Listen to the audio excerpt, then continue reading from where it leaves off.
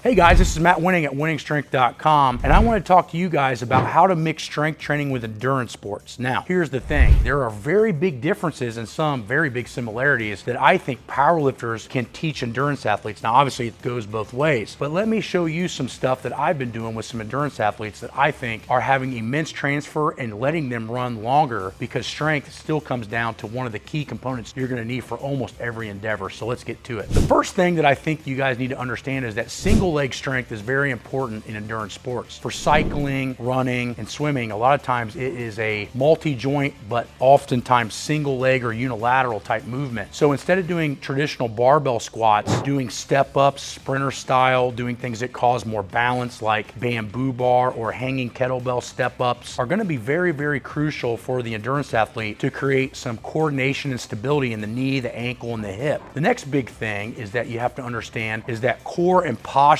are massive. So let's start with core. Core strength for a lot of endurance athletes means it needs to brace tight. So when you're running for, say, an endurance sport, your abs don't necessarily have to function in a moving position. They need to be statically strong, which shares some of the same kind of characteristics as powerlifting, obviously a less weight. So we do a lot of static stuff like planks, side planks, things of that nature. Suitcase carries are another one that's going to be an amazing exercise for an endurance athlete to increase bracing and reduce injury. So just like in powerlifting, endurance athletes are not immune from lower back, hamstring, glute, and knee issues, which is usually caused by weak hamstrings, lack of glute activation and lower back strength, and stability in both the TVA and the core. So developing core strength is going to be huge to not only making power, but being able to sustain power for longer periods in order for you to see your best results. The next thing we need to focus on is the upper back. Now, this shares a lot of similarities with powerlifting too. You don't want to start running and swimming with poor posture and then putting volume on top of that to where the problem becomes you have poor body positioning, poor joint mechanics, and now you're putting volume on top of that. So if you have poor upper back posture, which a lot of people do these days with cell phones and computers at jobs, you want to make sure that all those areas are structurally sound before you do any kind of compressive loading. Now in powerlifting, compressive loading would be lifting a barbell, but in running, compressive would be stomping on the ground 5,000 times in 1 hour. Although they're very different, the impact and the strain can be similar in certain aspects to the spine, making sure that if the spinal muscles are very strong, the rhomboids are really strong, and the subscapular muscles are really strong, your body's going to be able to hold posture even under fatigue, which is important for lifting or endurance athletes. If you're an endurance athlete watching this, make sure that you're not neglecting these areas and thinking too specific in your training, which I find is a huge problem, not only in powerlifting, but is a massive problem in endurance sports. We want to be a better runner, we run more. We want to be a better swimmer, we swim more. We want to be a better cycler, we cycle more. And in some cases that needs to be done. But in a lot of other cases, there's a lot of other things that need to be done as well. I know Lance Armstrong was a huge kettlebell proponent. A lot of kettlebells. Michael Phelps lifted a lot of weights. Michael Jordan was a big avid weightlifter, especially after getting beat. If you watch The Last Dance, you can see him doing a lot of weightlifting because he was getting pushed around by the Detroit Pistons, and he came back. I want to say the 92-93 season was much stronger and much harder to defend. The point is that weight training can be a portion of your training no matter what your sport is. Make sure that you're not neglecting those areas and watch your performance go up. Talk to you guys later.